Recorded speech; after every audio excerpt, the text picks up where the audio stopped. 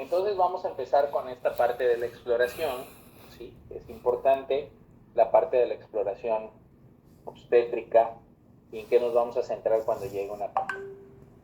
Entonces, de entrada, dos cosas importantes que no nos pueden pasar es peso y talla, ¿sí? Habíamos comentado que peso y talla es muy importante que nosotros lo identifiquemos desde el principio, debido a que si no lo hacemos, pues no vamos a tener un parámetro para saber esta paciente si está ganando el peso adecuado o no en el embarazo. Entonces, ¿qué tenemos que hacer de manera inicial? Lo ideal es conocer el peso antes del embarazo. Eso es lo ideal. Si no tenemos ese dato, pues por lo menos el peso en la primera consulta de control prenatal, ese va a ser el adecuado. Ya habíamos comentado que la paciente obesa que se embaraza, pues tiene riesgo, pero es la ganancia de peso es lo más importante. Entonces, es muy importante calcular el índice de masa corporal, pero para esta situación de saber cuánto peso debe ganar una paciente, nos vamos a ir a identificar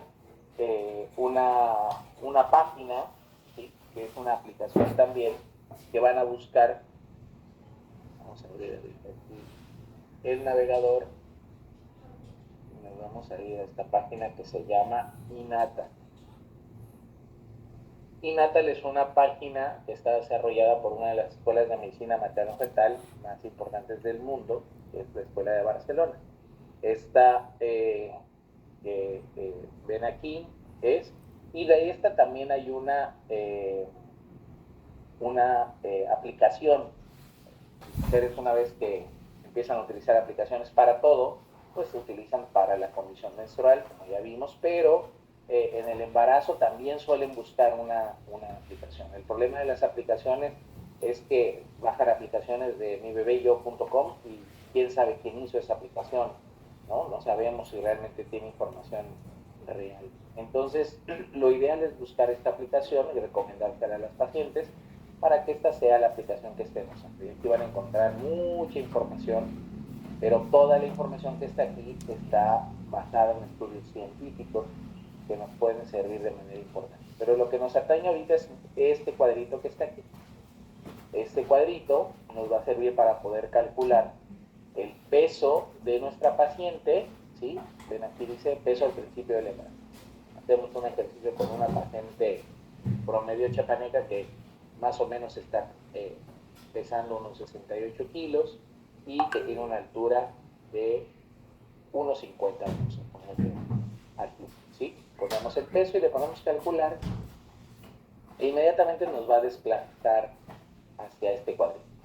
En este cuadrito vamos a encontrar una información muy importante aquí, ¿sí? Que dice el incremento óptimo de peso al finalizar el embarazo. Este es lo máximo que esa paciente debe de subir de peso durante su proceso de embarazo. Si la paciente llega a subir o a acumular más peso, entonces vamos a empezar al riesgo, ¿sí? De complicaciones, diabetes, preeclampsia, etc. Entonces, aquí además les va a desplegar este cuadrito, que en este cuadro nosotros vamos a poder ver cómo en los primeros meses del embarazo prácticamente el aumento que vamos a tener es nada, ¿sí? Prácticamente la paciente no va a aumentar y donde sí va a tener aumentos significativos, pues va a ser en el último trimestre. Entonces esto nos sirve a nosotros y a la paciente en una guía, que si la paciente de repente llega con nosotros en el cuarto mes y en lugar de pesar máximo 71 kilos, ya nos pesa 78, por ejemplo, pues ya se nos salió de la meta muchísimo, quiere decir que al final vamos a tener mucho más de esta meta, pero aquí podemos tomar decisiones, ¿no? Mandarla a la nutrióloga, insistir en los procesos de dieta, en los procesos de una mejor alimentación para que esto pueda ser mejor, ¿no? Entonces esto se debe hacer desde el principio del embarazo y es muy importante que la paciente lo sepa y obviamente que nosotros también sepamos y tengamos el parámetro, que es algo que vamos a estar cuidando en cada una de las visitas de control prenatal. ¿Ok? ¿Esto quedó claro? Sí, doctor. Bueno, entonces, de ahí nos vamos a ir a otro signo que es muy importante, que es la toma de la presión arterial. La presión arterial es muy importante tomarla y registrarla porque nos va a dar datos de condiciones que son importantes, como por ejemplo predecir preeclampsia.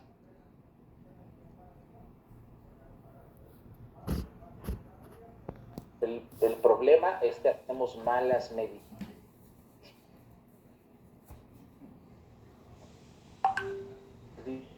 Dice, y por ejemplo, que la presión arterial se debe tomar con la paciente sentada con los pies en el piso, cosa que es muy importante. Debemos utilizar un tamaño de brazalete adecuado. Este va en función de que tenga 1.5 veces la circunferencia. Si ustedes han ido a clínicas, ustedes se habrán dado cuenta que van a los brazaletes y que a veces la enfermera está peleándose con el brazalete para que no se abra porque la paciente es muy gordita, o la pues, vueltas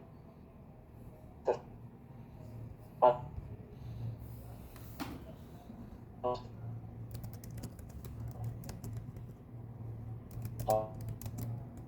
son adecuadas, ¿sí? Está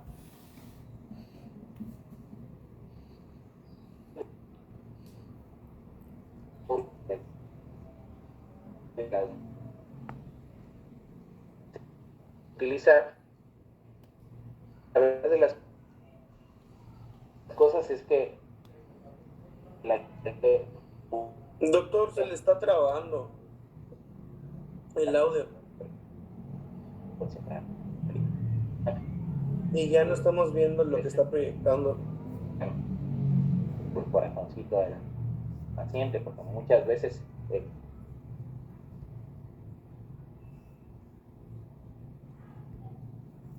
¿alguien habló por ahí? Sí, doc, que no se le está viendo la proyección y se le escucha todo trabado, todo robótico. Ok, ¿ahí me escuchan? Sí, doc, ya se escucha. Sí, Doc, la diapositiva anterior no se le entendió muy bien. ¿Esta? Sí. Ok, bueno, esto es nada más en cuestión de las recomendaciones para hacer la toma de la presión arterial y que no sea eficaz. Otra de las cosas que vamos a medir es el fondo uterino, ¿sí? Ese es muy importante en el proceso de la medición, ¿no? ¿Qué vamos a hacer? Vamos a medir desde la sínfisis del pubis hasta donde se localice el fondo uterino de nuestra paciente y vamos a medir.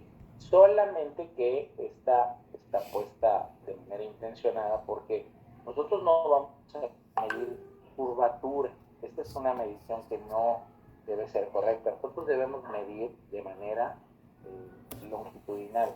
¿Sí? Lo que tenemos que hacer es ver cuánto mide desde aquí, que tenemos la sínfisis del pubis, que es esto que estamos tocando aquí, hasta donde nosotros palpemos que está el fondo uterino. Justamente ahí vamos a poner nuestra cinta métrica y vamos a encontrar esta medición. Ahora que vayan a clínica, seguramente les van a tener la oportunidad de medir esta situación. Ahora, ¿para qué nos sirve el fondo uterino? El fondo uterino tiene caracterizaciones importantes para poder identificar en algún momento una paciente que llega con nosotros y no tenemos idea, ¿no? La paciente puede llegar inconsciente, la paciente puede que no tengamos información, no se sepa su fecha de última regla, no tenga ultrasonidos, y entonces nosotros tengamos que más o menos evaluar de acuerdo a este fondo uterino, en dónde está, ¿no? Entonces, en el primer trimestre, la primera mitad del embarazo hay 3 puntos muy, muy característicos. la semana 12, el útero está ubicado prácticamente en la sínfisis del pubis. ¿Sí? Desde el punto, a partir de la semana 12, el útero se vuelve extrapélvico y empieza a crecer por arriba de la semana. En la semana 16 va a estar a la mitad de la distancia entre la sínfisis del pubis y la cicatriz umbilical. Y a las 20 semanas prácticamente se va a ubicar donde está la cicatriz umbilical. Las demás hacia arriba ya no tienen una condición de referencia, simplemente la vamos a hacer en base a las mediciones que se hagan de manera condicional. ¿Sí? Pero estos 3 puntos de referencia son importantes en el primer trimestre. Claro que también hay que decirlo, estas mediciones son para un embarazo y un feto único. Si es un feto o si es un embarazo múltiple, entonces las cosas van a cambiar. Entonces, ¿para qué nos sirve la altura del fondo uterino? Pues en general podemos tener un cálculo aproximado de lo que es la fecha o la edad gestacional que tiene nuestro paciente. Decimos, ¿en quién? En nuestra paciente que no sabe su fecha de última regla, que nunca llegó a control prenatal, que nunca se hizo un ultrasonido y llega con nosotros ahora a la consulta. Entonces, esta paciente es importante que más o menos caractericemos. Este es un método muy inexacto, ¿sí? Pero es un método en el que si no hay otra, pues tenemos más o menos que hacer un aproximado de ese cálculo de la gestación.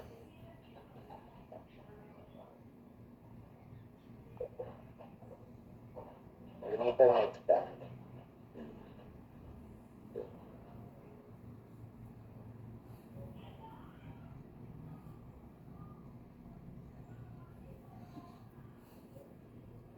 Aquí, esta es la regla de Alpel. Esta se va a ser basada en la altura del fondo. Nosotros ya medimos ese fondo uterino.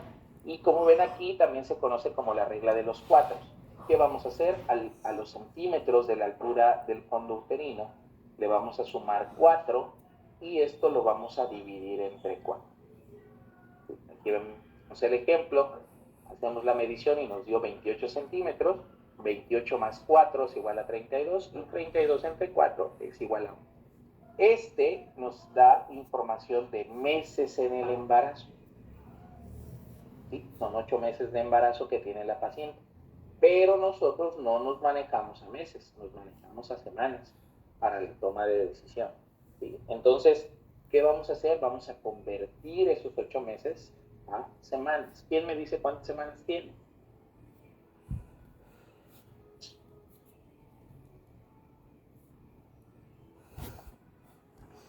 ¿32? 32, claro. Si le faltaran 32 semanas, ¿cuántas semanas le faltan para llegar a los 9 meses? 8. 4 semanas. Porque el embarazo dura 36, ¿verdad? ¿Cuántas Aproximadamente. semanas dura el embarazo? 40. ¿Semanas dura el embarazo? 40 semanas. 37 36 a 40. semanas. 40. ¿Sí? Acuérdense que cuando calculamos fecha de probable de parto, dijimos, ahí estamos calculando los 9 meses o las 40 semanas. Eso es lo que dura el embarazo. Que el bebito pueda nacer desde las 37, ese es otro boleto. ¿Sí? Entonces, claro, todos podríamos pensar que multiplicamos 8 por 4 semanas, pero ustedes saben que en el calendario no todos los meses tienen 4 semanas. ¿Sí? Entonces ahí hay que hacer un ajuste. Por cada 2 meses de embarazo tenemos que sumar una semana, tal como sucede en el calendario. Después lo van a comprobar en el calendario que 2 meses no son sino 9 semanas. ¿Sí? Entonces, por cada par de meses que nos aparece aquí, tenemos que sumar una semana. Tenemos ¿cuántos? 4 pares de meses, por lo tanto hay que sumar 4 semanas más. 8 por 4 dijimos 32, más 4 semanas, 36 semanas. Esa es la edad gestacional que tendría esta paciente que tiene un fondo uterino de 28. ¿Quedó claro? Sí, doc. Sí, doc. Sí, doc, sí, claro. Sí, doc. ¿Para todos quedó claro? Bueno, más bien, ¿para alguien no quedó claro?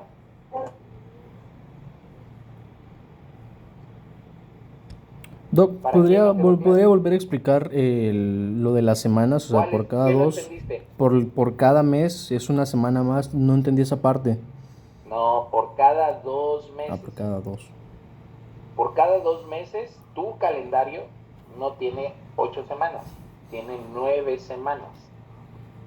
¿Sí? Entonces, por cada par de meses que tengamos aquí, tenemos que ajustar una semana. Entonces, tú hiciste el cálculo de 8 por 4, diciendo que el mes tiene 4 semanas.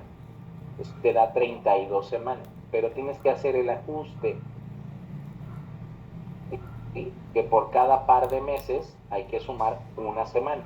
Hay 4 pares de meses aquí, entonces sumamos 4 semanas a las 32 que calculamos inicialmente y por eso tenemos 36. Ok. ¿Sí? Sí, Doc. Muchas gracias. ¿A alguien más no le quedó claro? Oiga, Doc, una duda. Sí, sí. Entonces, bueno, para calcular la edad gestacional, ¿qué método se usa más? ¿El que hicimos el viernes o esta? Otra vez, puta. ¿Qué te dije? ¿Para qué sirve este? Tienen que escucharme y ponerme atención. Ay, perdón, es que mi ¿Qué internet está dije de moviendo este? mucho. Sí, por eso no debemos dar en línea. ¿Sí? Porque tenemos muchos líos en ese aspecto y por eso todos deberíamos estar en la escuela. Pero hoy, por la situación especial que tuvieron, la estamos dando aquí. Pues todos tenemos que tratar de que tenemos el esfuerzo de entender las cosas. Ok, entonces, a ver, alguien que me diga, que dije, ¿cuándo vamos a ocupar este método? Cuando llega la paciente y no sabe cuándo fue, o sea, cuántas semanas lleva, por eso se calcula el fondo uterino y a partir de eso, pues las tratan las semanas de gestación. Ok, no es que la paciente no sepa, porque normalmente el paciente no sabe. Es que la paciente no tiene dos datos que son bien importantes para el cálculo. Uno, no se sabe su fecha de última regla, ¿sí? La perdió, no tiene idea de cuándo fue su fecha de última regla, y además, perdón, no se hizo un ultrasonido. No tenemos ultrasonidos para ver cuántas semanas de gestación tiene para hacer los cálculos que vimos el día viernes en clase. ¿Sí? Entonces les dije, este es un cálculo muy inexacto, pero en este momento es lo que hay. ¿Sí? O sea, si la paciente viene y tiene fecha de última regla y tiene ultrasonido, no le vamos a pedir, pues esto no lo vamos a hacer, nos vamos a ir a esos métodos que son de más confianza. Esto es, tiene una condición que es bien importante para hacerlo. ¿Sí? Sí, doc. Ok. ¿Alguien levantó la mano? Sí, doc, yo tengo una pregunta. Ya ve que dijo que por cada 2 meses se le agrega una semana, pero si en este caso, por ejemplo, son 5 meses y no son como que meses pares, ¿qué se hace ahí? ¿Se agrega la semana o...? ¿Cuántos pares de meses tiene? ¿Mande? En 5 meses, ¿cuántos pares de meses tiene? 2. Dos. Se le Entonces vas agrega a sumar estas 2 semanas. Por cada 2 meses que ya cumplió, le agregas una semana. Si solo tiene un mes, pues Ok. no agregamos nada todavía. ¿Ok? Ok, gracias, doc. ¿Alguien más tiene dudas? No, doc. Perfecto. Muy bien. Entonces, esta es una utilidad que tiene el, fondo, el medir el fondo uterino. Y luego tenemos este otro. Este es la determinación de que nosotros podamos tener por una medición el peso aproximado del bebé. Hoy insisto, este tipo de cosas que yo les estoy mostrando ahorita son cosas que cada vez se usan menos. ¿Por qué? Porque hoy tenemos un gran acceso a ultrasonidos. Generalmente los pacientes difícilmente llegan sin ultrasonidos, pero todavía hay algunas pacientes que no o sea, que llegan al hospital, sí, pero que sobre todo ustedes las van a ver en la comunidad. ¿Sí? Hay pacientes que ustedes van a ver más frecuentemente en la comunidad que no fueron a control prenatal y que a lo mejor, aunque haya la posibilidad cerca de hacer un ultrasonido, no se lo van a hacer, por lo que sea, por cuestiones ideológicas, por cuestiones monetarias, por múltiples. Entonces, estas son herramientas que podemos utilizar y que tenemos. Vuelvo a insistir, son muy inexactas. Si tenemos ultrasonidos, si tenemos, no las vamos a usar. Estas son para casos muy específicos de esos pacientes que llegó ahorita a los 8 meses del embarazo, a los 9 meses del embarazo con trabajo de parto y nunca se hizo un ultrasonido.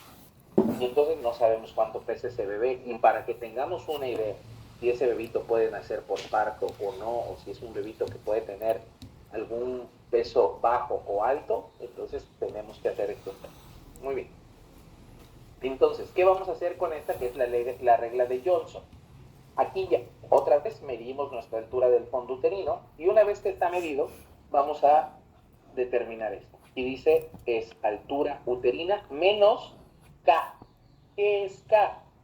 K, dice, vale 12 si la presentación está libre. Este es el concepto que deben de tener.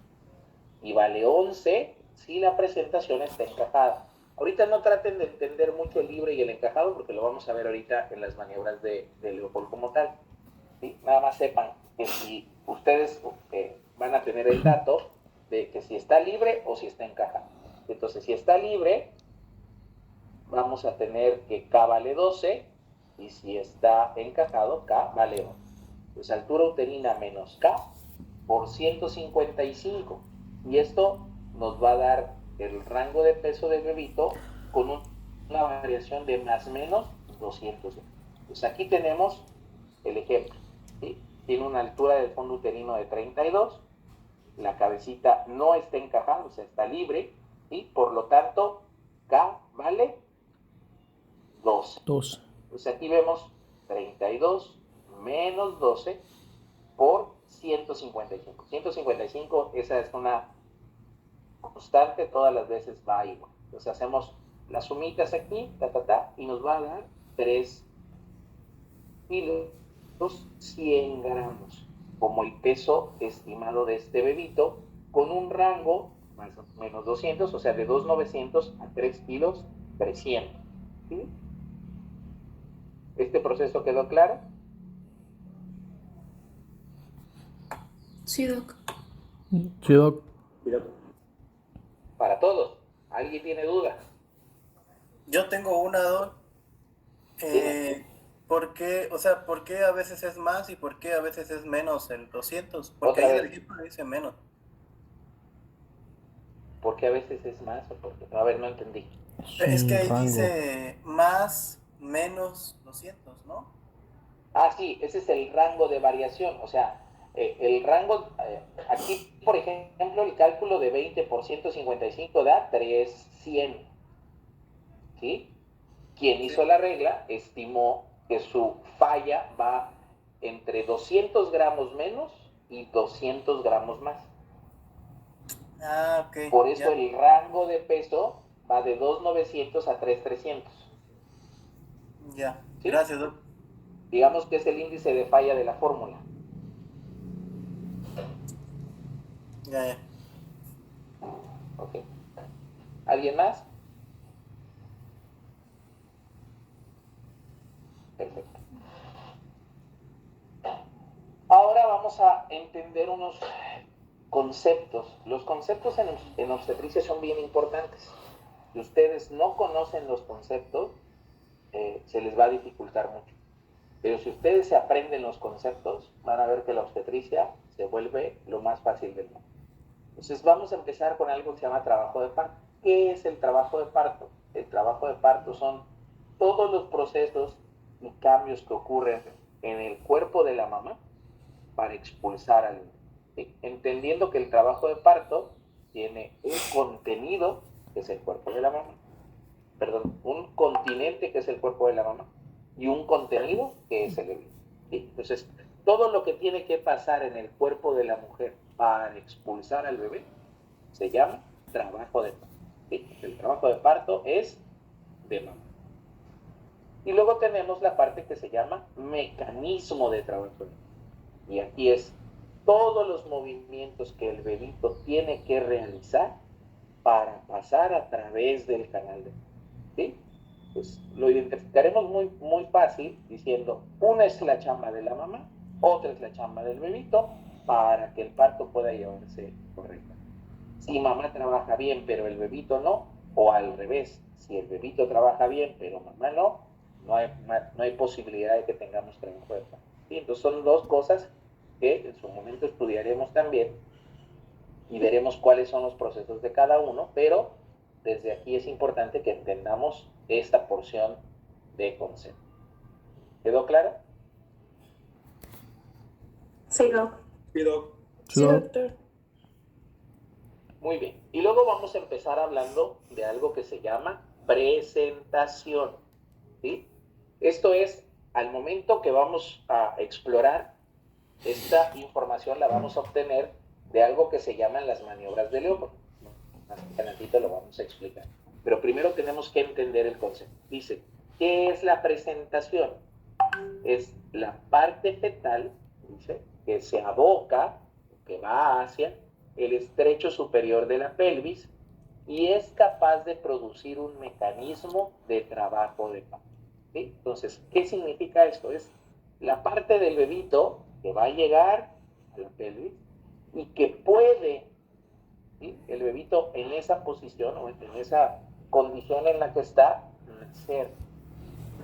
Entonces, ustedes van a encontrar en los libros que se habla de una posición cefálica, cuando es la cabecita la que se mete al estrecho superior de la pelvis, una presentación podálica, cuando son las nalguitas y la cadera del bebito las que se abocan a la pelvis, o una presentación de hombro. Sin embargo, esta tercera es anormal, esto no existe, esto está mal, aunque vengan algunos libros. ¿Por qué está mal? ¿Sí? Dirían, ¿por qué? Porque es la parte fetal que se aboca al estrecho superior, sí, pero un bebito así no nace. ¿Sí? No hay manera de que el bebito vaya naciendo con la mano hacia adelante y después vaya a salir el cuerpo. Eso no se puede. Entonces, como el bebito no es capaz de nacer así, entonces eso no es una presentación. ¿Sí? Otra vez, la parte fetal que se aboca al estrecho superior de la pelvis y que es capaz de producir un mecanismo de trabajo del parto. Eso es la presentación. Por lo tanto, solo existen dos presentaciones, ¿sí? Como tal, la cefálica y la oral. No hay más presentaciones. ¿Quedó claro? Sí, doctor. Sí, doctor. Luego vamos a hablar de algo que se llama la situación. ¿Qué es la situación? Bueno, es la relación que tiene el eje longitudinal del bebito con el eje longitudinal de la madre. ¿Sí? Entonces, ahí tenemos la relación entre el contenido y el continente. Entonces, ¿cómo el bebito puede estar dentro de la pancita de la mamá? Bueno, puede estar así, longitudinal, ¿sí? Cabecita arriba o cabecita abajo, pero longitudinal, ¿sí? Puede estar transverso en relación al eje de la mamá o puede estar oblicuo, ¿sí? Estas son las tres situaciones en las que puede estar el bebito. Situación, relación del eje longitudinal del bebito con el eje longitudinal de la mamá. Entonces, el bebito puede estar longitudinal, transverso u oblicuo. ¿Sí? ¿Claro? ¿O dudas? No, Doc. No. Doc, sí, para aclarar. Perfecto. Otra vez, dime. Entonces, con base a la presentación, puede estar en cualquiera de estas tres situaciones, ya sea podálico o cefálico. Sí, esas cosas cosas se van a ir interrelacionando. Obviamente, si tú tienes un transverso, no puedes tener ni cefálico ni podálico, ¿no? Entendemos que para que el bebito pueda estar de cabecita, tiene que estar longitudinal. Para que el bebito pueda estar podálico, tiene que estar longitudinal. ¿Sí? O sea, tú no me podrías decir, es que el bebito está cefálico y está transverso. No, ¿por qué? Porque entonces el bebito está aquí así, está como este que vimos aquí. Este es un bebito transverso. Sí, Doc, gracias. ¿Alguien que tenga duda? Doctor, sí, en caso de que el bebé venga, o sea, transverso, como lo vimos en la presentación pasada, de hombro, eso quiere decir que prácticamente el producto tendría que salir por medio de cesárea, ¿verdad? Eso quiere decir muchas cosas, no lo sé. Eso lo vamos a ver después, ¿no? Ahorita lo que estamos viendo es identificar, ¿no? La paciente llega, tiene 8 meses de embarazo. En ese momento no te interesa mucho porque el bebito no está para nacer todavía, ¿me explico? Entonces ahorita lo que queremos es identificar cómo esté, ¿no? Ya en su momento veremos cuál sí puede nacer y cuál no. ¿Sí? Ok, gracias. Sí, porque tú puedes, o sea, si te digo que sí, va a llegar el momento que tú digas, hoy que revisé a la paciente y tiene 36 semanas, está transverso. Ah, este va a cesárea. No, todavía le falta. Pero si la paciente llegó en este momento con trabajo de parto, tiene 5 de dilatación y el bebito está transverso, este sí, ¿por qué? Porque está transverso y ya tiene trabajo de parto. ¿Sí me expliqué? Sí, ok, gracias. Ok, perfecto. Luego vamos a otra porción que se llama posición. Acuérdense, presentación, situación y ahora se llama posición. ¿Sí? ¿Qué es la posición? Dice aquí, es la relación del dorso, o sea, de la espalda del bebito, con el lado derecho o izquierdo de la mamá. Dicho en español, es ¿de qué lado está la espaldita del bebé? ¿Está del lado izquierdo de la mamá o del lado derecho de la mamá? Recordando que el lado derecho de la mamá es nuestro lado izquierdo. Que nosotros siempre vemos a la paciente de frente, ¿sí? Entonces, si está del lado derecho de la mamá, está de nuestro lado izquierdo, ¿ok? Nosotros describimos en base a la mamá que está frente a nosotros. Entonces, la posición es de qué lado está la espaldita del bebé, del lado derecho o del lado izquierdo de la mano, ¿ok? ¿Quedó clara la referencia? Sí, Doc, pero tengo una pregunta. ¿En qué nos ayuda a conocer de qué lado está la espalda del bebé? Ok, claro. Sí, sí, sí. Esto todo vas a encontrarle una explicación perfecta, doctora. Y ahorita conforme vaya a la clase te voy a ir diciendo todo esto, ¿no? Esto, todo lo que nosotros estamos viendo ahorita es la forma y en general se llama la estática fetal. O sea, es cómo viene el bebito dentro del útero de la mamá. Y nos va a servir para todo el proceso de atención de parto, ¿ok? Ahorita lo vamos a ver. Muy bien. Entonces, teniendo esos 3 conceptos, ¿sí? Presentación, situación, posición, viene la parte que se llama encajamiento. Esa es la cuarta. ¿Qué es el encajamiento? Es en este punto que vemos aquí, ¿sí? Es cuando la cabecita del bebito ya se metió hacia la pelvis, ¿sí? Entonces ahí decimos está encajado o no, cuando todavía no está metida en la pelvis. ¿Cómo lo exploramos y cómo lo vamos a ver? Muy simple.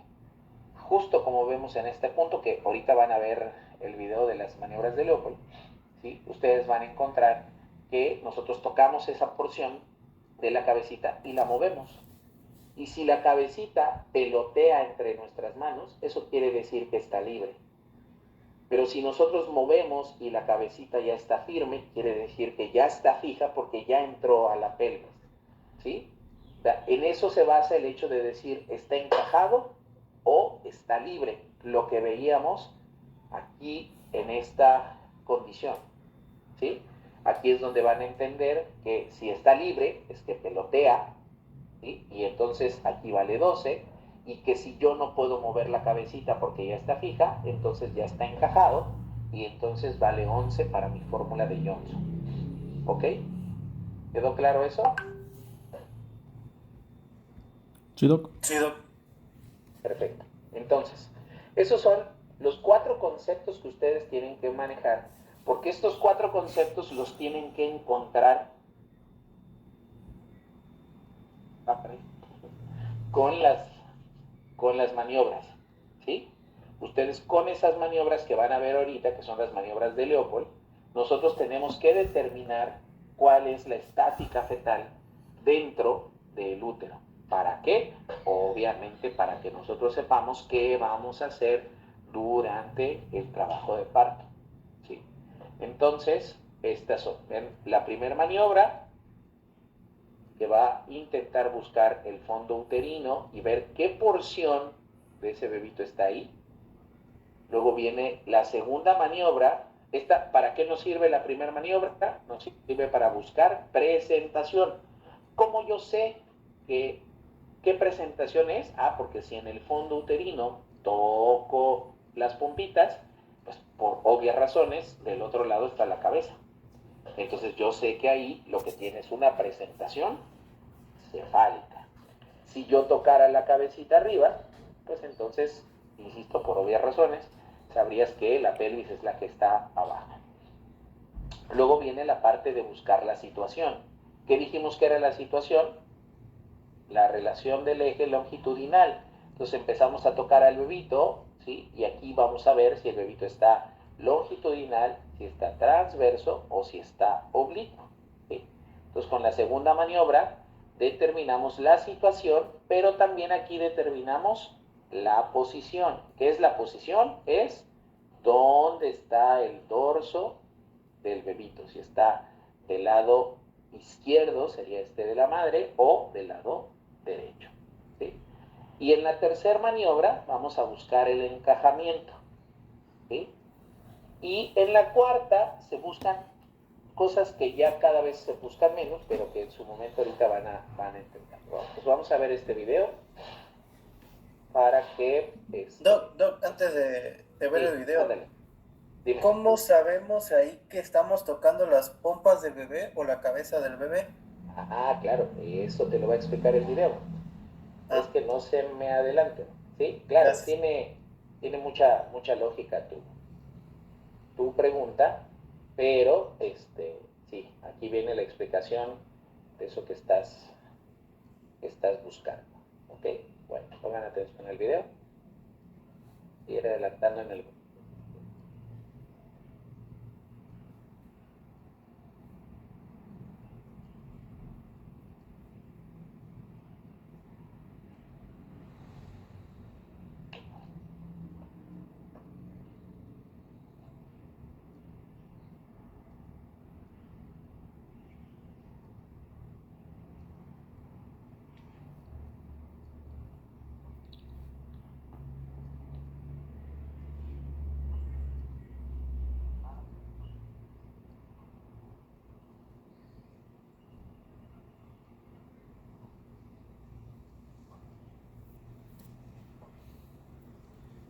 No creo que no se escucha. ¿No lo están Sí, escuchando? Doc, te escucho. No lo vuelvo a explicar. A ver.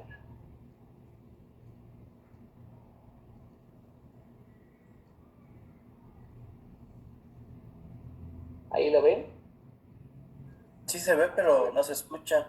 Tal vez le puso compartir, pero sin audio, no sé. A ver.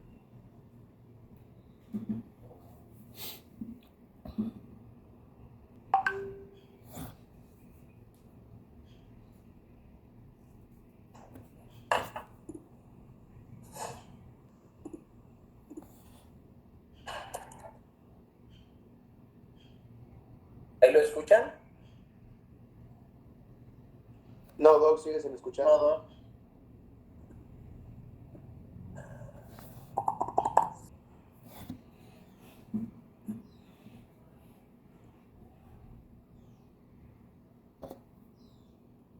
Haciendo aquí un poquito la explicación, ¿no? Entonces decíamos, lo que vamos a identificar nosotros son la estática fetal, ¿no? Entonces, ¿cuándo podemos hacer ya maniobras de Leopold? Este es un punto importante porque no en todas las consultas de control prenatal hay que hacer maniobras de Leopold. Nosotros, en general, las maniobras de Leopold nos van a servir mucho cuando la paciente está ya en los últimos meses del embarazo. Pero bueno, se dice que a partir de la semana 32 es cuando realmente tenemos un valor como tal, ¿no? O sea, a partir de las 28 por el tamaño del bebito, nosotros ya podemos hacerlas, pero en general a esa edad gestacional no nos sirven a menos que la paciente tenga una amenaza de parto pretérmino, ¿sí? Trabajo de parto pretérmino. Pero si no, en realidad después de la semana 32 es donde tendremos nosotros sí ya que ir identificando esta estática fetal para ir viendo cómo va la condición de ese bebito.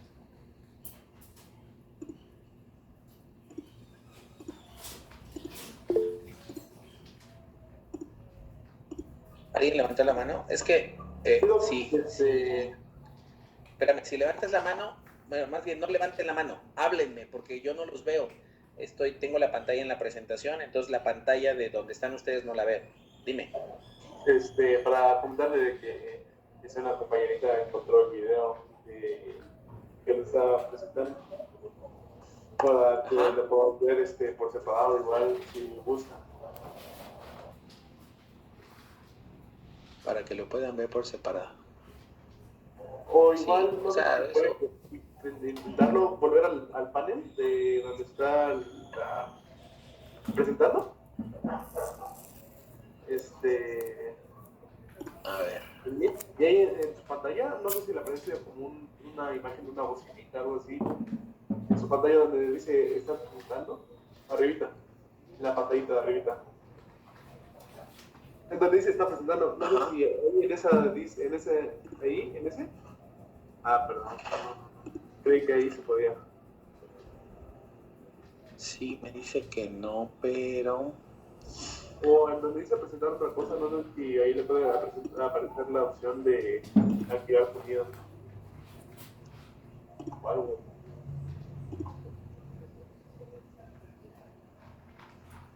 No, porque ahí me va a pedir otra ventana. No, sí. No, creí que con eso podía, perdón.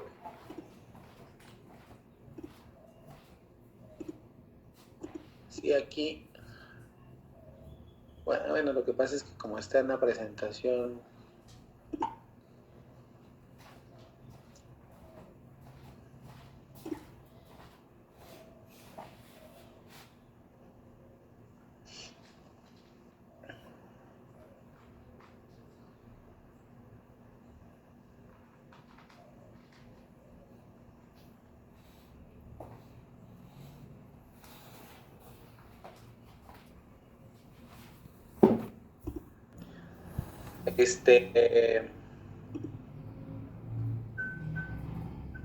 sigamos ahí donde estábamos. Sí, ustedes ya después ven el video. Entonces, esta parte es importante, ¿no? Vimos las primeras 3 maniobras que mostramos, donde era fondo, laterales y si está encajado o no, se hacen frente a la paciente. O sea, nosotros estamos siempre parados del lado derecho de la paciente a la exploración, entonces se hacen viendo hacia la cabeza de la paciente, ¿sí? Y la última, volteas hacia abajo para ver los pies de la paciente. Esta es la condición aquí. Entonces aquí está la primera maniobra, ¿sí? La primera maniobra lo que consiste es para buscar, dijimos, la presentación fetal. Que vamos a buscar qué hay en el fondo del útero para que nosotros podamos saber qué hay entonces en la pelvis materna, ¿no?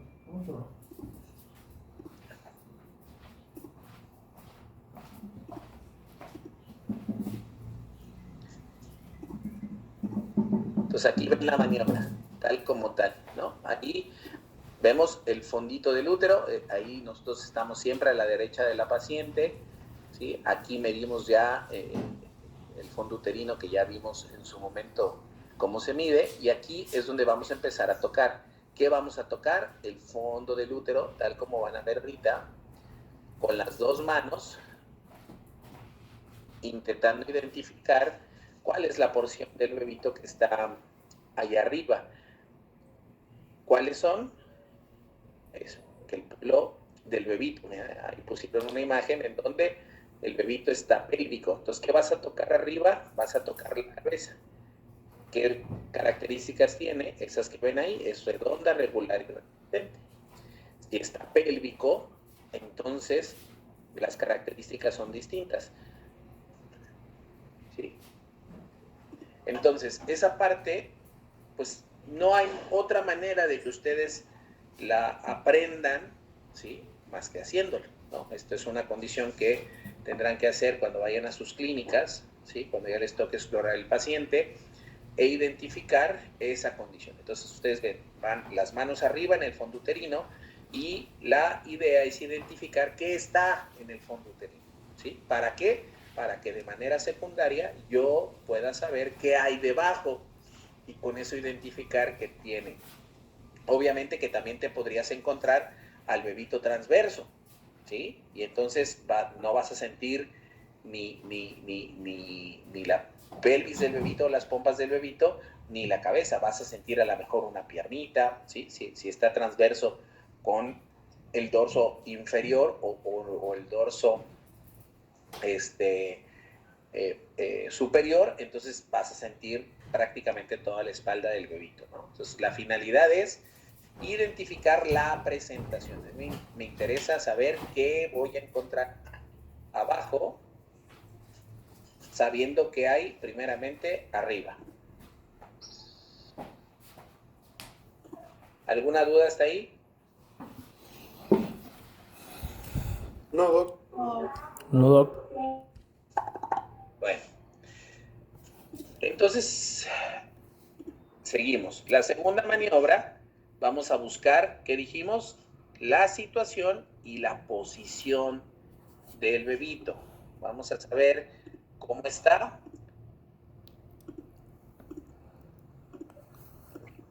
Aquí está. Esa es la maniobra. Ahorita vamos a verla directamente en el paciente. Vamos a poner nuestras manos de ambos lados del útero, ¿sí? Tal como ven ahí.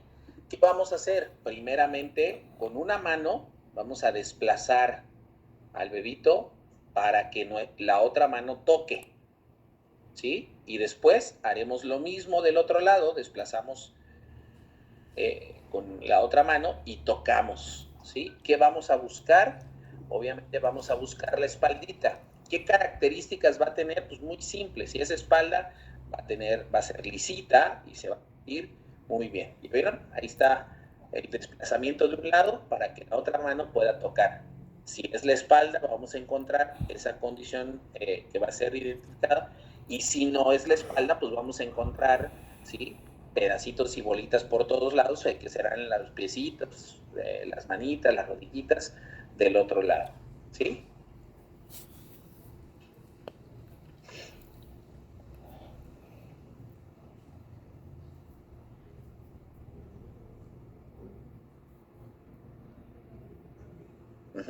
Bueno, esa fue buscando posición y buscando situación. ¿Por qué? Porque al palpar al bebito sabremos si está en una posición longitudinal o si no lo podemos palpar ahí, lo palparemos en una transversa o a lo mejor en una oblicua. Esa es la segunda maniobra. La tercera maniobra nos permite identificar si está, uno, corroborar la presentación, ¿no? Ya sabemos o ya tocamos aquí arriba buscando qué hay. Ahora vamos a corroborar con esta tercera maniobra si yo toqué aquí lo que yo considero que es la pelvis del bebito, entonces ahora aquí tengo que tocar la cabeza a fuerza, ¿no? Y entonces vamos a cortar la presentación, ¿sí? Vean las manitas, y la idea es ir a tocar donde está la cabecita. Entonces ahí tocamos y palpamos y decimos, ah, sí es la cabecita. Muchas veces nos pasa que primero tocamos arriba y jurábamos y perjurábamos que arriba estaba la cabeza, y cuando ya vamos a tocar abajo sentimos, ah, no es cierto, esta es la cabeza y arriba no está. Entonces eso nos pasa mucho al principio cuando estamos empezando a hacer maniobras. Ay, no puede ser.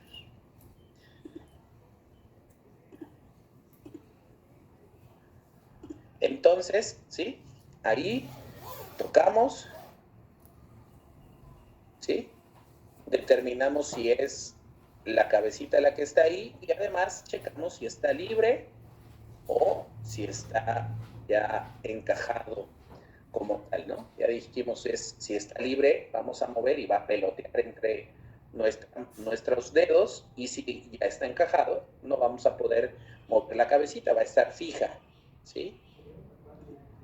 Y al final tenemos la cuarta maniobra. La cuarta maniobra habla de, vamos a ir a buscar algo que se llama una variedad de presentación.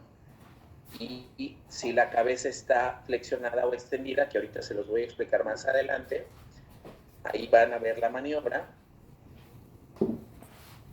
Ahí lo que se intenta es más o menos ir tocando la cabecita y sentirlo en la pelvis. La verdad que es una maniobra que cada vez se hace menos, pero bueno, a final de cuentas, hoy prácticamente todo este estudio está siendo desplazado por el ultrasonido.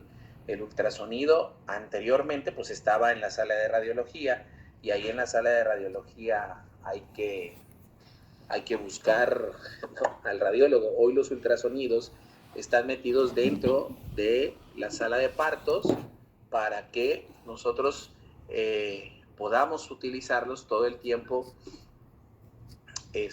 ahí, y hacer valoraciones justo en tiempo real mientras se está teniendo la condición de parto, porque ya muchas medidas vienen por ahí. No nos vamos a meter a hacer exploraciones de ultrasonido ahorita, ¿sí? Pero ahí. Entonces revisen el video para que si tienen alguna duda ya me comentan, ¿ok? O ahorita les generó alguna duda. No, Doc, la verdad no. Yo sí tengo una, Doc. Dime. En la de, es que no sé si no lo escuché bien o si lo dijo usted, pero cuando nosotros sentimos para el posicionamiento, o sea, cuando movemos la cabeza del bebé, cuando nosotros ya sabemos... Escúchame, hay que ver el concepto bien, porque si no te vas a confundir. Si lo que tú quieres ver es si la cabecita se mueve o no, eso se llama encajamiento. Espera, aquí está. Encajamiento, ¿no? Encajamiento, sí. Encajamiento, eso. Exacto, ok, dime. Cuando nosotros movemos la cabeza del bebé, ¿cómo se pone la mano? O sea, ¿se ponía como pegado a la sínfisis del pubis? Sí, lo que tú buscas es en la porción de abajo, donde está arribita de la sínfisis del pubis, ahí vas a sentir la cabecita. Justamente en esa zona, aquí está, arribita de la sínfisis del pubis, para saber si la cabecita se mueve o no se mueve. Esa zona no es tan complicada de... Ya cuando vayas a clínica la vas a ver perfecto.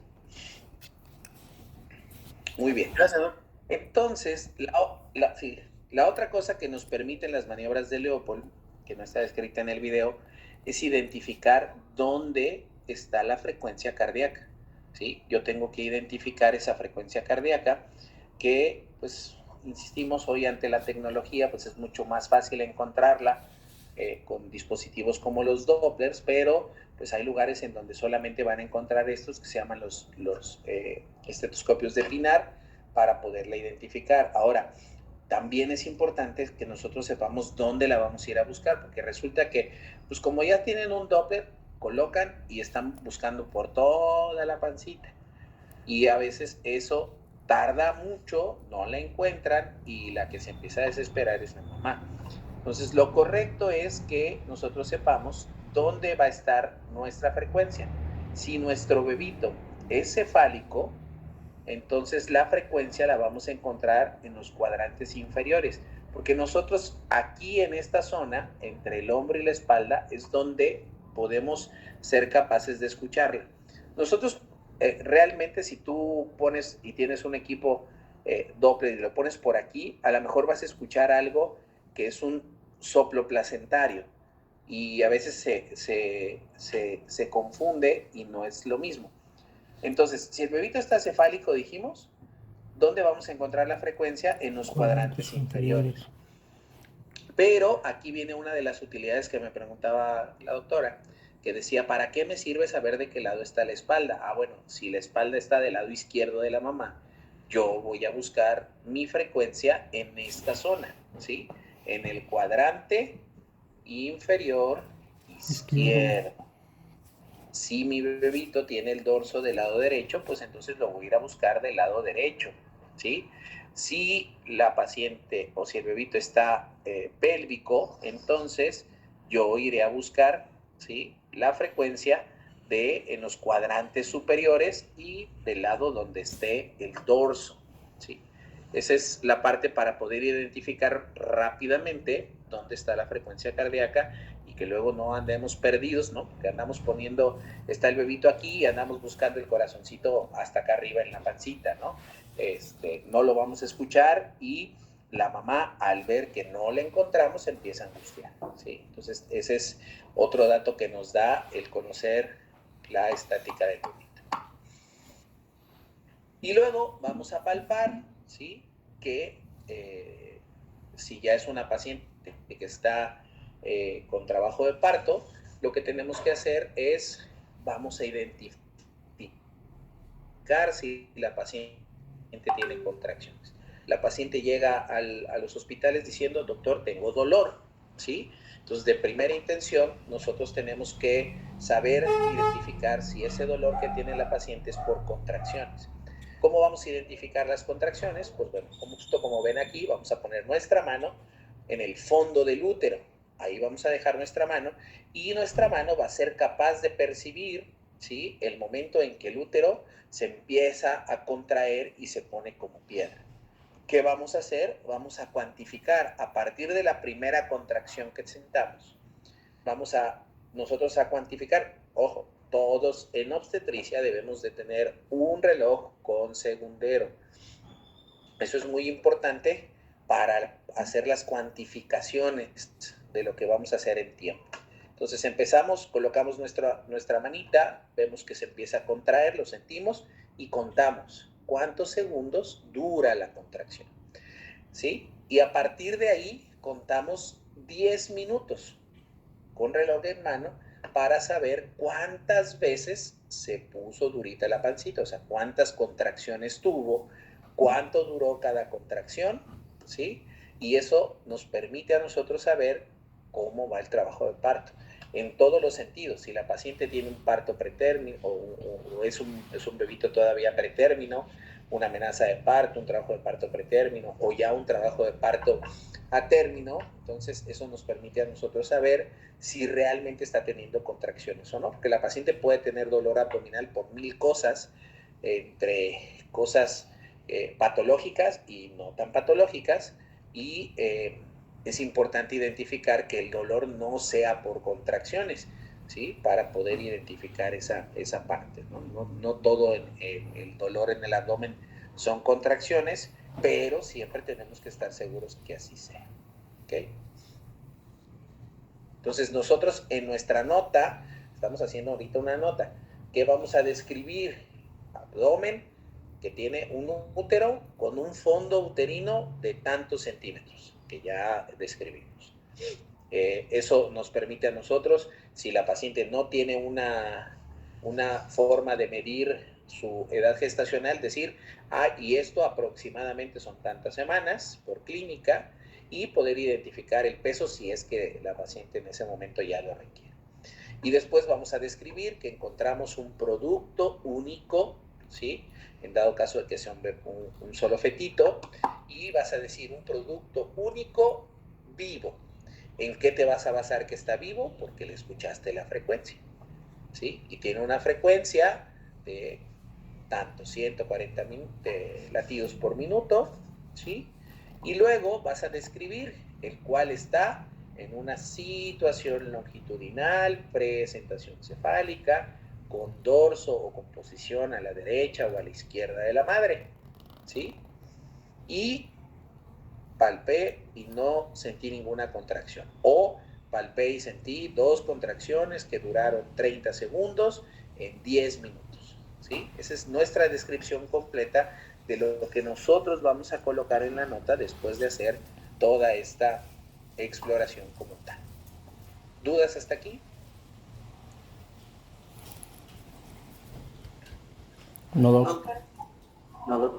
Ok. Todo esto que vimos hasta ahorita es nuestra exploración abdominal. Toda esa información que les acabo de dar en todas las notas de control prenatal que van a tener o en la nota de urgencias a la hora del trabajo de parto, todas esas cosas se deben describir, claro, en tiempo, ¿no? Si la paciente tiene 12 semanas, no le van a describir maniobras de Leopold, ¿no? Esa es ir identificando eso. Después viene la parte de lo que vamos a explorar en la exploración vaginal, que es lo que sigue. Si la paciente viene conmigo a la consulta, tiene 30 semanas de gestación, no tiene dolor, no tiene sangrado, entonces el tacto vaginal no se tiene por qué hacer en cada consulta. El tacto vaginal se va a hacer cuando la paciente tenga una condición, ¿no? La paciente viene con dolor, vamos a hacer un tacto para ver las condiciones cervicales, ¿sí? O ya la paciente está en trabajo de parto y entonces ahí es donde vamos a hacer la exploración vaginal en este caso. ¿Qué vamos a ver en la exploración vaginal? 3 cosas importantes.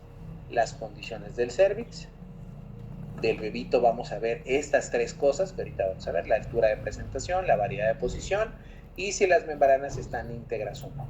Y la pelvimetría, que ya quedamos que la pelvimetría se las muestro, pero ya no es una condición que hagamos como tal en la clínica y que nos sirva para tomar decisiones. Entonces, el cervix va a sufrir 2 modificaciones importantes durante el trabajo de parto. Una se llama borramiento y el otro es la dilatación. Explicamos, ¿qué es el borramiento? El cervix, como ya vimos en la anatomía, tiene una longitud que puede variar entre 3 y 5 centímetros, ¿sí? De longitud. Esos 3 o 5 centímetros tienen que desaparecer para que el proceso de la dilatación después pueda llevarse a cabo. ¿Qué le va a pasar? No es que desaparezcan como por arte de magia o se desintegren. Lo que va a pasar durante el trabajo de parto es que estas fibras que vemos aquí del cervix van a empezar a migrar hacia arriba a esta porción para formar un nuevo espacio en el útero que se llama el segmento, ¿sí? Entonces aquí ven en la foto cómo se va haciendo más cortito hasta que desaparece porque se incluyó en estas fibras que se formaron, que es el segmento, ¿no? Entonces, el borramiento es esa desaparición del cervix a hacerse absolutamente, totalmente delgadito y hecho. Muy importante entender que en las primigestas, primero se borra completamente, tal como vemos aquí, y después empieza la dilatación. Pero en las multíparas, pacientes que ya tuvieron un parto, esas pacientes ocurren los dos procesos al mismo tiempo. Por eso es que en las primíparas el trabajo de parto dura más tiempo porque lleva procesos separados y en las multíparas es más corto porque ya los procesos se van dando de manera simultánea. ¿Quedó claro esto? Sí, doc. Sí, doc. Sí. Muy bien. Entonces, ¿Cómo vamos a hacer nosotros para medir nuestro borramiento? Eso se va a hacer por tacto vaginal. Muy importante, una de las cosas que tenemos que saber todos es cuánto miden nuestros dedos. Habitualmente y normalmente el tacto vaginal se realiza con el dedo medio y el dedo índice. Esos son los dos dedos que se introducen en la vagina para hacer el tacto vaginal. Entonces, ¿qué tenemos que saber? Cuánto mide de longitud cada uno de nuestros dedos y cada una de nuestras porciones entre falanges, cuánto mide. ¿Por qué? Porque eso nos va a permitir identificar ¿qué? El borramiento, ¿sí? Y lo otro es que tenemos que medir cuánto mide cada uno de espesor de nuestros dedos, porque no es lo mismo que la mano de uno de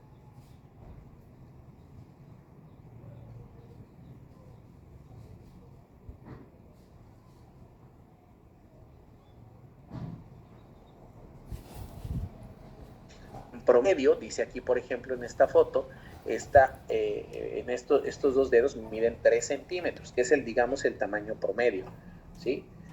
Los dos deditos juntos.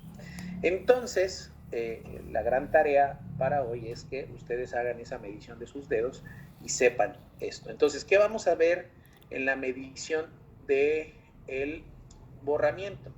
Nosotros tocaremos, sabemos que el cervix debe medir entre 3 y 5 centímetros y lo que vamos a sentir es cuánto de ese cervix queda, ¿sí? Si ese cervix está completamente borrado, o sea, ya nada más eso va haciendo una telita como aquí, o si todavía tiene una porción de espesor ese cervix. ¿Cómo expresamos el borramiento? El borramiento se expresa en porcentaje. ¿Sí? Aquí tendremos un 50% de borramiento. Basado en esto, aquí ya se ha ido el 50% de la longitud de este cervix. Aquí tendremos un borramiento cercano al 80-90% porque prácticamente ya todas las fibras se fueron, ¿sí? Y aquí obviamente el borramiento es del 100%. Esa es la manera en que se expresa el borramiento. Y luego, la otra porción que vamos a checar es la dilatación. La dilatación es, ahora sí, cuánto ese cervix se ha ido separando, ¿sí? Y esto lo vamos a expresar nosotros en centímetros. Entonces, lo que ustedes tienen que saber, por eso es muy importante saber cuánto de espesor tiene un dedito. Si ustedes saben que este mide 1.5, por ejemplo, ustedes a la hora que hacen el tacto no puede ingresar, no entra su dedo, entonces tiene menos de 1 centímetro de dilatación, por eso no les permite entrar. Si ya entra un dedito completo, pues tendrá 1, si tiene 2 entrarán 3, y cada uno tiene que ir sabiendo cuánta es la apertura, ¿no? Por ejemplo, alguien de manera intuitiva puede decir, a ver, que en cosas como tenemos que ir nosotros haciendo la medición. El día de hoy tendrán que ir a buscar todos los frascos, vasos que tengan en su casa y hacer el ejercicio de decir, a ver, ¿cuánta apertura es? Pues yo creo que aquí hay 4 centímetros y realmente ir a corroborarlo con una regla y ver si esto es correcto, porque ustedes recuerden que el tacto es a ciegas, entonces es a lo que yo sienta. Entonces yo tengo que saber que si mis dedos tienen una apertura, esta apertura a cuántos centímetros equivale, ¿sí? ¿Para qué? Para que eso me sirva a mí de parámetro para poder explicar, ¿sí? Aquí vemos, por ejemplo, en esta imagen, ¿sí? Cómo hacemos esto y lo que vamos a ir a buscar es esta apertura del cervix. Vemos aquí, por ejemplo, cómo se va dando el proceso y aquí vamos a ver esto que se ve aquí de lateral, pues esta es la dilatación que tiene.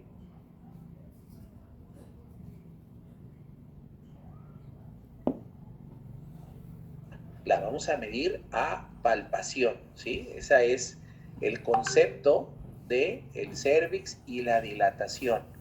Tenemos cada uno que entender esa parte. ¿Dudas? No, Doc. No, doc. No, doc. Perfecto. Después viene una parte importante. Una imagen ahí. Esta condición que nosotros vamos a ver, además del borramiento y de la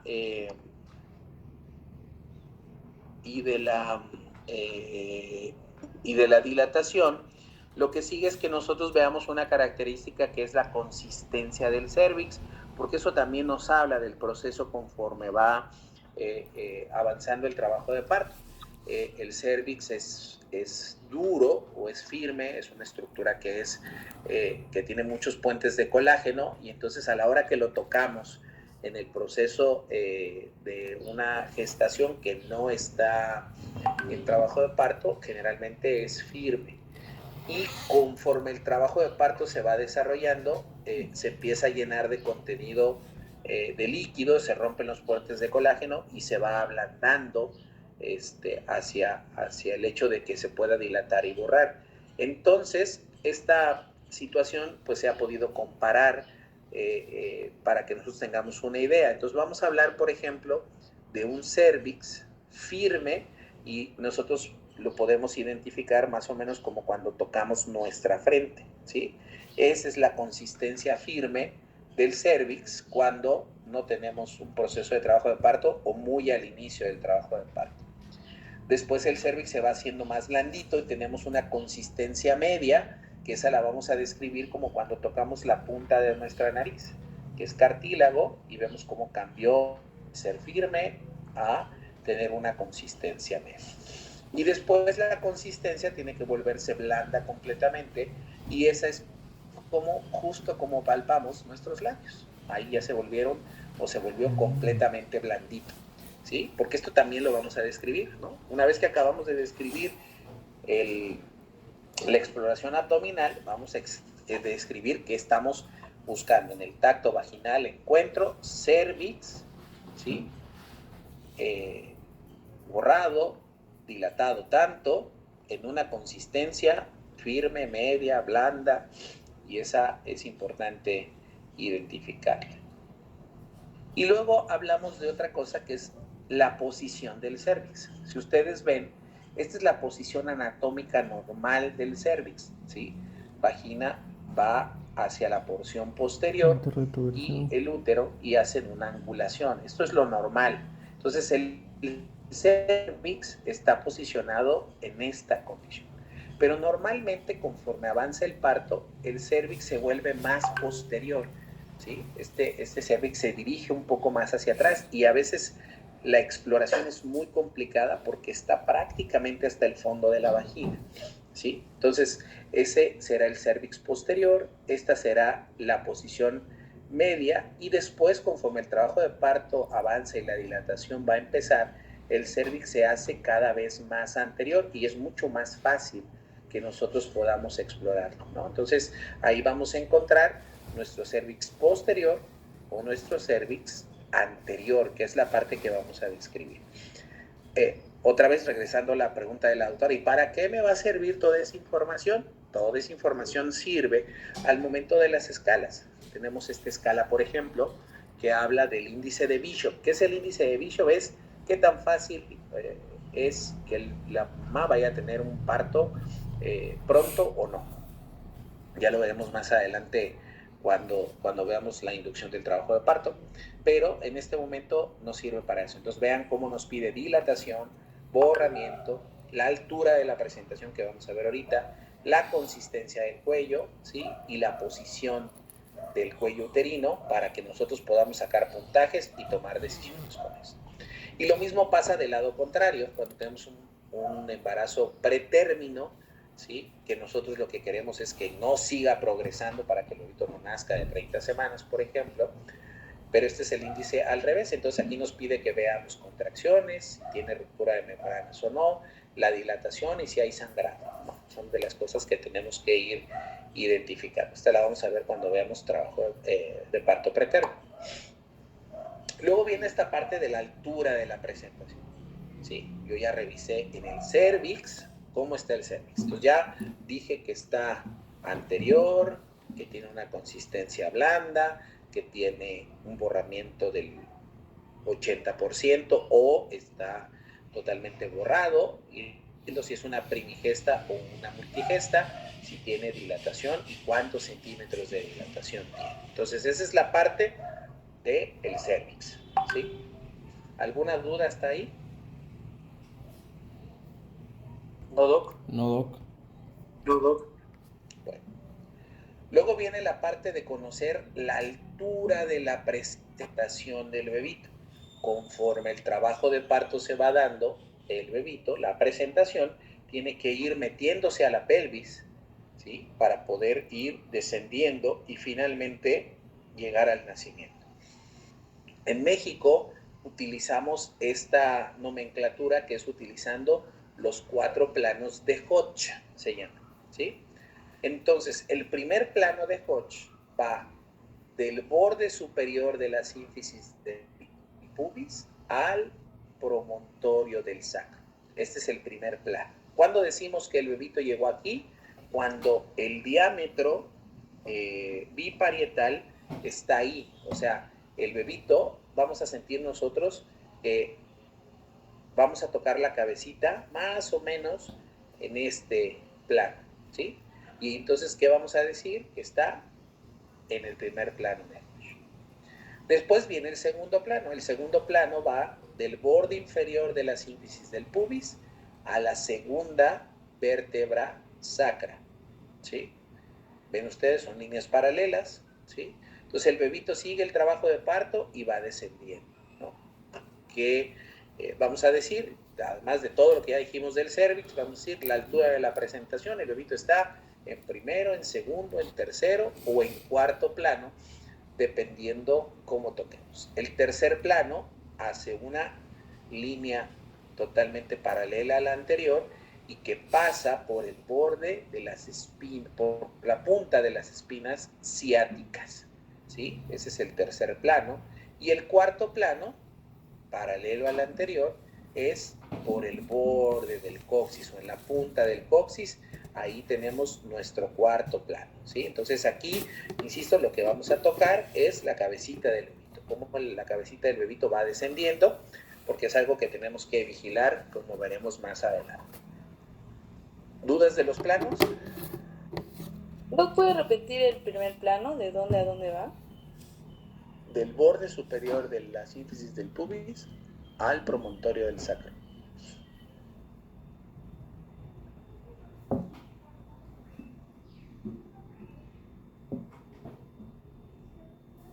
Muy bien. Después viene la parte de identificar las membranas amnióticas, ¿no? La paciente llega y dice, doctor, me salió líquido. Nosotros tenemos que saber si esas membranas están rotas o no, porque también tiene una diferenciación en la parte del manejo y el diagnóstico. Entonces, ¿qué vamos a hacer? Aquí lo que vemos en la imagen es que aquí se está haciendo una amniotomía, que quiere decir que estamos metiendo un instrumento puntiagudo que se llama un amniotomo para tratar de romperlas, ¿no? Pero bueno, eso es en la imagen, pero no estamos intentando ahorita explicar eso. Lo que nosotros vamos a hacer es que por tacto nosotros podemos palpar si la bolsita está íntegra o no. Pero el que nosotros toquemos esta bolsita no nos da la certeza de que no haya una ruptura de membranas. ¿Por qué? Porque la bolsita se pudo haber roto por aquí y por aquí estar escurriendo líquido, ¿sí? O mucho más arriba. Entonces, nosotros llegamos primero y tocamos, palpamos y vemos. ¿Qué vamos a hacer? Vamos a hacer 2 pruebas importantes ahí. Una, le vamos a pedir a la paciente que puje, ¿sí? Que haga una prueba de Valsalva. Entonces, que puje la paciente y si nosotros vamos a ver si durante que ella pujó, expulsa líquido, ¿sí? Independientemente que nosotros hayamos tocado, si la paciente puja y sale agua, quiere decir que la bolsita está rota en algún otro nivel. O la otra es, tal como vemos aquí, empujar, ¿sí? A veces está rota la bolsita y no la podemos ver, pero la cabecita del bebito cae y entonces hace que ya no salga más líquido, ¿sí? ¿Qué vamos a hacer? vamos a hacer un empujoncito ligero de la cabecita y vamos a permitir que salga líquido si es que está rota, ¿no? Entonces esa es la prueba de Tarnier. Empujamos y vemos. ¿No salió líquido? Ok, Tarnier negativo. ¿Sí? Y la otra es que de manera espontánea, desde que vamos a hacer el tacto, abrimos y vemos como de la vagina está escurriendo líquido, y eso pues es obvio que se trata de que se rompieron las membranas, ¿sí? Eso también es importante que nosotros identifiquemos qué vamos a poner, membranas íntegras o membranas rotas en nuestra nota. Muy bien. Y llegamos a este punto que dijéramos en su momento parece el más complicado. Ya hablamos de la presentación y de la posición, ¿sí? Ya tenemos el concepto en la pancita de qué hicimos en la presentación y qué hicimos en la posición. Entonces, aquí dice, depende de la variedad de posición. Ahorita vamos a ir para ahí. Pero entonces, a mí lo que me sirve, o para qué me sirvió saber la posición del bebito. ¿Quién me dice qué es posición? La forma en la que está boca abajo, boca arriba. No. A ver, ¿quién me dice qué es posición? Posición es donde está La relación del dorso. La Eso. relación del dorso. Es si de está qué del lado lado derecho o está el izquierdo. dorso del bebito, ¿no? Ajá. Si está del lado izquierdo o del lado derecho. Bueno, de entrada, esa información de yo saber de qué lado está la espalda me va a servir a mí para saber de qué lado va a salir el bebito. Pero, ustedes me van a decir, doctor, pero todos los bebitos salen iguales. Y yo les voy a decir, tienes toda la razón. ¿Sí? El bebito, una vez que va descendiendo, va haciendo movimientos. ¿Sí? Entonces el bebito viene y cuando nace, el momento de nacer es exactamente igual en todos. El bebito nace así, esta es su cara, ¿sí? Cabecita, su cara. Entonces el bebito nace y nació ahí. Una vez que el bebito expulsó la cabeza, ese bebito tiene que regresar hacia donde vino. Entonces, si el bebito estaba del lado izquierdo de la mamá, ¿sí? El bebito rota y baja y nace. Y después tiene que regresar hacia el mismo lado para terminar de nacer. Si el bebito estaba del lado derecho, va a rotar, va a nacer y después regresar al lado derecho. Por eso es bien importante que yo sepa de qué lado venía la espalda del bebito, porque hacia ese lado va a regresar. El 90% de los bebitos, afortunadamente y gracias a Dios, hace todo el trabajo. En ese trabajo de parto nosotros somos cachaniños, ¿sí? El bebito hace todo y si no lo cachas cae a la cubeta. Pero hay bebitos que no, como en todos lados, ¿no? Me parecen alumnos de la PAP, son contreras. Nace el bebito, ¿sí? Y se quedó ahí y ya no giró. Si yo no sé hacia dónde lo tengo que girar, ¿sí? Si el bebito venía a la derecha y yo lo giro hacia la izquierda, lo que vamos a hacer es una complicación terrible. Por eso es importante que yo sepa desde dónde vino. Y eso lo sé desde que palpé la espaldita del bebé. ¿Sí? Esa es la importancia de obtener esa información. Ok. Luego vamos a ver esto que se llama la variedad de posición. Todo bebito tiene la posibilidad de colocarse a diferente angulación en la pelvis. Hagan de cuenta que ahí esa imagen, ustedes están de frente a la mamá. Lo que vemos es la pelvis de la mamá, nosotros estamos atendiendo el parto y ese es el posicionamiento que estamos viendo. Entonces, este bebito tiene su dorso hacia la izquierda, pero cuando el bebito entra al canal de trabajo de parto, el bebito se tiene que acomodar en uno de los estrechos y los estrechos en los que va descendiendo es o en el oblicuo, en el transverso o en el otro oblicuo. Entonces, esto que nosotros vamos a identificar aquí del bebito se llama el punto toconómico. ¿Qué es el punto toconómico? El punto toconómico es el punto de referencia de cada variedad de posición. ¿Sí? Entonces, aquí vamos a encontrar una variedad de posición. En este caso, el punto toconómico es este. ¿Esto qué es? Esta es la fontanela anterior del bebito y esta es la fontanela posterior.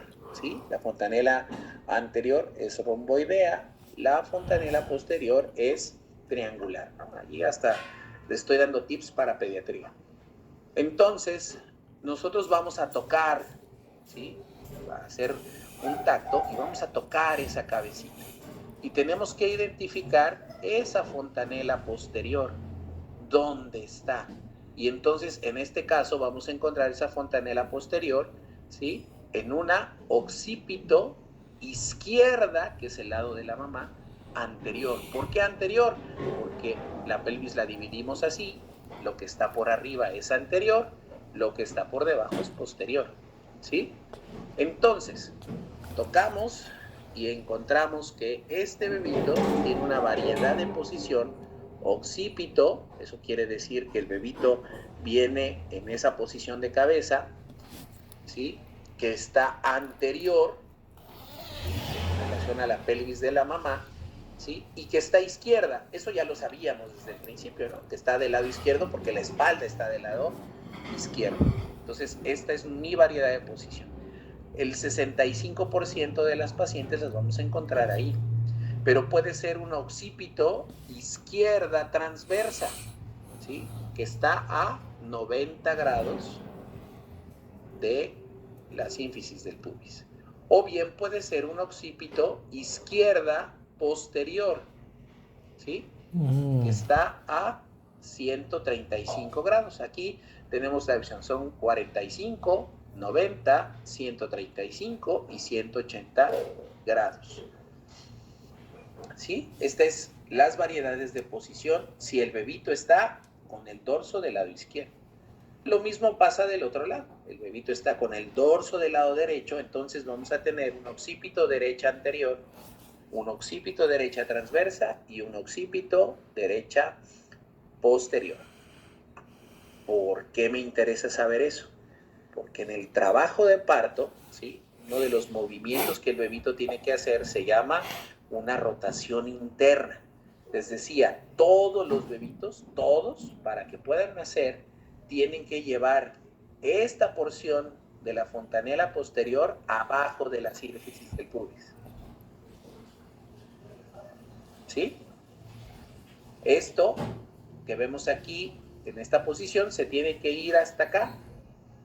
Desde aquí tiene que rotar hasta acá, porque si no el bebito no nace. Lo mismo pasa con las derechas. Ahora, las izquierdas van a rotar en sentido contrario de las manecillas del reloj. ¿Sí? Este bebito no va a hacer toda esta rotación hacia acá para nacer, al contrario, va a nacer aquí. ¿Sí? Entonces, las variedades izquierdas rotan en sentido contrario de las manecillas del reloj. ¿Cuánto va a rotar? 45 grados, 90 grados o 135 grados en dirección contraria a las manecillas del reloj. Las variedades derechas van a rotar hacia la dirección que se mueven las manecillas del reloj, ¿sí? 45 grados a favor del reloj, 90 grados a favor del reloj, 135 grados a favor de las manecillas del reloj. Eso es también importante saberlo porque en algún momento los bebitos no van a rotar y entonces nosotros tenemos que ayudarles a hacer esa rotación para que lleguen hasta la sínfisis del pubis y puedan nacer. Entonces, si yo no sé que el bebito tiene que rotar hacia la izquierda o hacia la derecha o a favor de las manecillas o en contra, pues entonces puedo hacer una maniobra de tornillo al bebito y descolocarlo completamente. ¿Sí? ¿Quedó claro? Sí, doc. Sí, doctor. Sí, doc. Sí, doc. Bueno, así como tenemos esta condición con la fontanela posterior, vamos a tener también variedades de la presentación. El bebito puede no meter la porción de el occipucio hacia la pelvis y puede ingresar, por ejemplo, en esta condición, en lugar de meter el occipucio, meterse así de frente. Entonces lo que veríamos aquí, esta no sería la imagen que nosotros veríamos aquí, sino lo que veríamos sería esta imagen, ¿sí? Con la frente del bebito. Entonces, nuestro punto toponómico en esta variedad de presentación de frente sería el puente nasal. En lugar del occipucio, lo que nosotros vamos a tocar aquí es el puente nasal.